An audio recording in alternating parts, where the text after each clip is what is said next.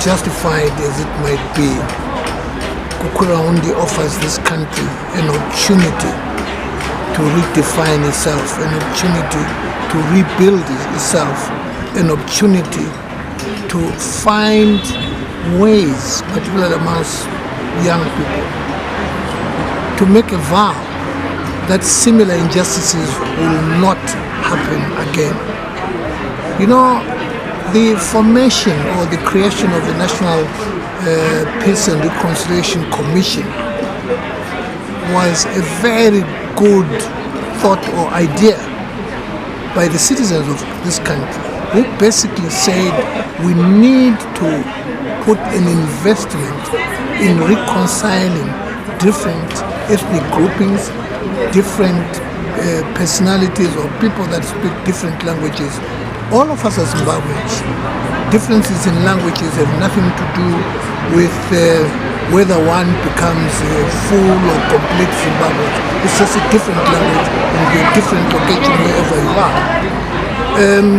The National Peace and Reconciliation Commission, which unfortunately has not been able to discharge its mandate the way it should have done or the way it was designed to do in the Constitution, teaches us lessons. One of the lessons we learned from the National Peace and Reconciliation Commission is we should not interfere with the mandate of commissions that have been set up in the Constitution to achieve specific objectives.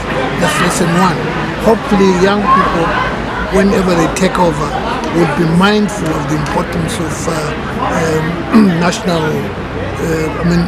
will be mindful of commissions and what they stand for. Of course, there is a lot that still needs to be done in Matabeleland with respect to Gukurahundi. Gukurahundi is a stain in the conscience of the nation, not just in the conscience of the perpetrators, but in the conscience of the nation. If you can find a way of dealing with Gukurahundi, that means you find a way of building a nation. If you can find a way of dealing with Gukurahundi, it means you begin to understand what justice is all about. If you deal with Gukurahundi, it then means you are putting the past behind you and making a covenant with the future that such injustices will not happen ever again. That's the importance of Gukurahundi. Of course, there are families and survivors who need specific attention because of where they are and their sense of loss and their sense of injustice. There will be programs, or there should be programs that deal with that. But as a nation, we should look up at Gukurahundi and say there are lessons to be learned from this terrible event, and this event should teach us a number of lessons that will strengthen us in the future.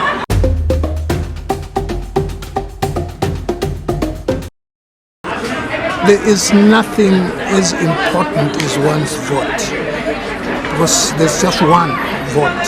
Well, this being a harmonized election, you have to vote for your president, your member of parliament, your councillor, and some proportional representation, representatives, and so on. So each one of those votes is extremely important, because it is not about casting it at that point in time. It is about how you look at the future. Are you voting for the kind of leadership that understands that it owes it to the people of Zimbabwe to do good by that vote? Or are you voting for a leader who thinks power is about amassing personal wealth or personal trinkets for oneself?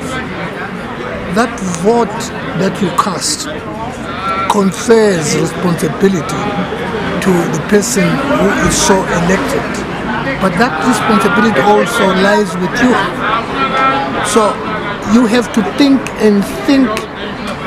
deeply and properly when you walk into that polling booth to cast your vote. Am I casting my vote for the past? Am I casting my vote for the present? Am I casting my vote for the future? The best thing to do is to cast your vote for the future, because the past has been replete with a lot of injustices. The present is not much to talk about given the hardships that people are really experiencing at this point in time. So whatever candidate we vote for must be a candidate who looks into the future. Violence is despicable to begin with.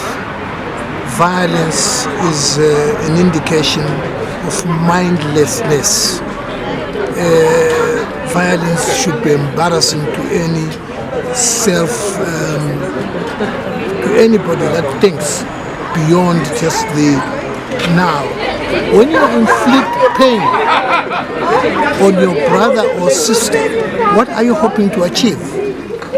Violence diminishes the perpetrator, and violence also harms the victim. So young people should refrain from violence whatsoever. It is despicable, it is totally mindless, and it shouldn't be embarked on.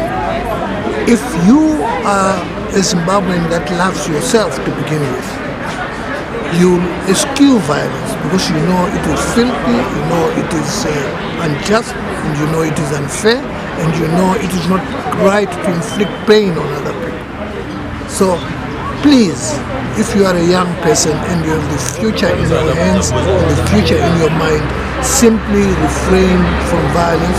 Don't allow anyone else to instigate you or to inspire you to carry out violence. It's not worth it.